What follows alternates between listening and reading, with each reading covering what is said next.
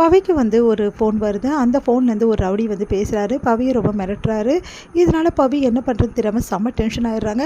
உடனே வந்து உன்னால் முடிஞ்சதை பார்த்துக்கடா, உனக்கு இருக்குடா, வந்து உன்னை என்ன பண்ண பாரு அப்படி சொல்லிட்டு டென்ஷன் ஆகி அங்கேருந்து இந்த ஒரு நிமிஷம் நான் வெளியே போயிட்டு வரேன்னு சொல்லிட்டு கிளம்புறாங்க. எங்கே பவி போகிற அப்படின்னு சொல்லிட்டு வந்து கார்த்திக் கேட்குறாரு. ஒன்றும் இல்லை, ஒரு ஃப்ரெண்டை மீட் பண்ணிட்டு வரேன் அப்படின்னு சொல்லிட்டு டென்ஷனாக வந்து கிளம்புறாங்க பவி. இது எல்லாத்தையுமே வந்து கவனிச்சிடுறாங்க நம்ம வந்து கண்மணி வந்து யோசிச்சுட்டு பவிக்கு ஏதோ வந்து ஃபோன் வந்தது. அதுலேருந்து பவி ரொம்ப டென்ஷனானா அதுக்கப்புறம் கிளம்புறா. என்னவா இருக்கும் அப்படின்னு சொல்லிட்டு யோசிக்கிறாங்க. சரின்னு சொல்லிட்டு பவி பின்னாடியே வந்து கண்மணியும் போகிறாங்க.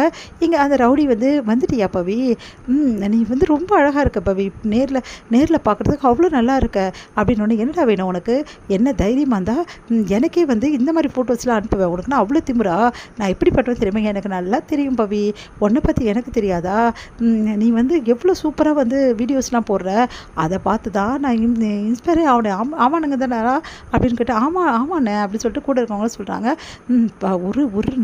ஒரே ஒரு நாள் என்கிட்ட இருந்தேன்னு வச்சுக்கோங்க, உன்னை எப்படிலாம் நான் வந்து வச்சுட்டு வந்துருமா அப்படிலாம் ரொம்ப மோசமாக தரக்குறைவாக பேசுகிறாரு.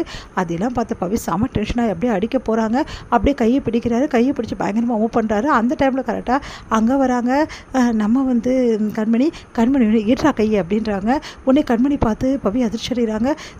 நீங்களா அப்படி சொல்லி சொன்னோன்னே, கண்மணி அப்படி சொல்லி சொன்னோன்னே, உடனே வந்து எவ்வளோ தைரியமாக இருந்தால் இப்படி பண்ணுவேன்னு சொல்லிட்டு பலார்னு அறவிடுறாங்க அந்த ரவுடிஸ்க்கு. அந்த ரவுடி வந்து ஏய் எவ்வளோ தைரியமாக இருந்தால் இப்படி பண்ணுவேன் அப்படின்னு சொல்லிட்டு கண்மணி வந்து அடிக்க ஓங்குறாங்க. கரெக்டாக அந்த டைமில் வந்து கண்மணிக்கிட்டே யாரோ தகராறு பண்ணுறதை பார்த்துடுறாரு நம்ம வந்து அன்பு இறங்கி வந்து அவங்க எல்லாமே ரவுடிஸ் எல்லாம் செமையாக சண்டை போட்டு அவங்களெல்லாம் விரட்டி விடுறாரு. அதுக்கப்புறம் இந்த மாதிரி விஷயங்கள் இருந்தால் முதல்ல வீட்டில் இருக்கவங்ககிட்ட சொல்ல கற்றுக்குங்க, நீங்களே உங்கள் விஷயத்துக்கு வராதிங்க, என்ன வேணாலும் நடக்கலாம்ல அப்படி சொல்கிறாரு. சாரி அப்படின்னு சொல்லிட்டு சொல்கிறாங்க. உடனே கண்மணி வந்து சாரிங்க, நான் உங்ககிட்ட சொல்லியிருக்கணும், ஆனால் நான் பதட்டத்தில் எனக்கு ஒன்றும் புரியல, ஏன்னா பவி ரொம்ப டென்ஷனானதா, இந்த மாதிரி நிறைய விஷயங்கள் எனக்கு நடந்திருக்கு, அதெல்லாம் ஒரு பெரிய விஷயம் கிடையாது, மீடியாவில் இருந்தால் இதெல்லாம் கண்டிப்பாக நடக்கும்னு எனக்கு நல்லாவே தெரியும், ஆனால் இருந்தாலும் இவன் ரொம்ப ஓவராக போயிட்டான், முதல்ல கம்ப்ளைண்ட் கொடுக்குறேன் அப்படின்னு சொல்லி சொன்னோன்னே, இந்த மாதிரி தைரியமாக இருக்க பொண்ணு தான் நீ, ஆனால் இருந்தாலும் ரொம்ப ஜாக்கிரதையாக இருக்கணும், இந்த மாதிரி விஷயங்கள்லாம் முதல்ல வீட்டில் சொல்லு, கார்த்திகிட்ட சொல்லியா இல்லை எங்ககிட்ட சொன்னியா, யார்கிட்டே சொல்லாமல் நீங்கள் 2 பேர் வந்தால் என்ன அர்த்தம் அப்படின்னு சொல்லிட்டு கேட்குறாரு. ஒன்று கிடக்கு ஒன்று ஆச்சுன்னா என்ன பண்ணுறது, இந்த மாதிரி ரவுடிஸ்கிட்டலாம் நேரடியாக மோதுறதோட இவனுங்களை எங்கே தட்டணுமோ அங்கே தட்டணும், அப்போ தான் வேலைக்கு ஆகும், சரி ஒன்றும் பிரச்சனை இல்லை, அவனை வெட்டி விட்டுட்டேன், அவங்ககிட்ட இந்த ப்ரூஃப்ஸ்லாம் கூட நான் வாங்கிட்டேன், இதுக்கப்புறம் எந்த ப்ராப்ளம் இல்லை, இதுக்கும் ஒரு கம்ப்ளைண்ட் நம்ம ரிஜிஸ்டர் பண்ணிவிடுவோம் அப்படின்னு சொல்லிட்டு சொல்கிறாங்க. சரின்னு சொல்லிட்டு பவியும் சொல்கிறாங்க. பவி வந்து கண்மணிக்கு தேங்க்ஸ் சொல்கிறாங்க. ரொம்ப தேங்க்ஸ், நீங்கள் எனக்காக இவ்வளோ தூரம் எஃபர்ட் போட்டிங்க, உங்களால் தான் வந்து அந்த ரவுடி போனால் அப்படின்னா என்னால் ஒன்றும் இல்லை அன்புவால் தான் அப்படின்னு இருந்தாலும் கண்மணி தட்டி கேட்குறதால தான் நான் வந்தேன், இல்லைன்னா வந்திருக்கவே முடியாது, பவி நீ தேங்க்ஸ் சொன்னால் கண்மணிக்கு தான் தேங்க்ஸ் சொல்லணும் அப்படின்னு சொல்லிட்டு. ஆனால் உண்மைங்க ஒன்று விஷயங்க, நீங்கள் வந்து உங்கள் ஒய்ஃபுக்கு ஒன்றுனா அப்படியே வந்து துடிச்சு போயிட்டு பயங்கரமாக ஃபைட் பண்ணிங்க பாருங்கள், அன்பு உங்களெல்லாம் என்ன சொல்கிறதுனே தெரியல, உண்மையிலேயே உங்கள் ஒய்ஃப் மேலே ரொம்ப தான் நீங்கள் அன்பு வச்சுருக்கீங்க அப்படின்னு சொல்லிட்டு பாராட்டுறாங்க. இதை பார்த்தா கண்மணி வந்து வெக்கப்படுறாங்க. அடுத்து வந்து எல்லாருமே வீட்டுக்கு வராங்க. என்ன ஆச்சு எல்லாம் ஒன்றா வரீங்க அப்படின்னு சொல்லிட்டு வீட்டில் உள்ளவங்களாம் கேட்குறாங்க. கார்த்திக் எல்லாம் கேட்குறாங்க. நடந்த விஷயத்த கார்த்திக் கிட்டே எல்லாக்கிட்டையும் சொல்கிறாங்க.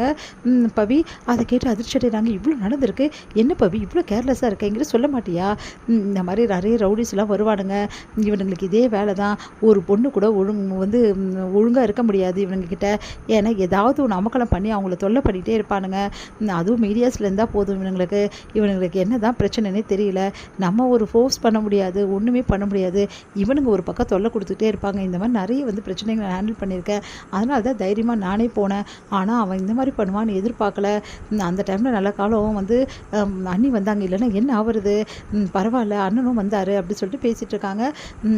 நீங்கள் பார்க்கணுமே அதை எப்படிலாம் சுரண்டு ஃபைட் பண்ணார் தெரியுமா, அவர் எப்படிலாம் இருந்துச்சு தெரியுமா அப்படின்னு சொல்லிட்டு இருக்காங்க பவி எல்லா விஷயத்தையும் பற்றி. உண்மையிலேயே கண்மணி மேலே அன்பு அவ்வளோ பாசம் வச்சுருக்காரு அப்படின்னு சொல்லிட்டு இருக்காங்க. இது எல்லாம் வந்து வெளில கேட்குறாங்க, செம்ம டென்ஷன் ஆகிடுறாங்க. அதே மாதிரி வந்து அங்கே வந்து என்ன மயூரியும் அதுக்கப்புறம் ஸ்வேதாவும் கேட்குறாங்க, ஐயோ என்ன நடக்குதுங்க, இந்தளவு போயிட்டானா அன்பு அப்படி சொல்லிட்டு டென்ஷன் ஆகுறாங்க எல்லாருமே சேர்ந்து.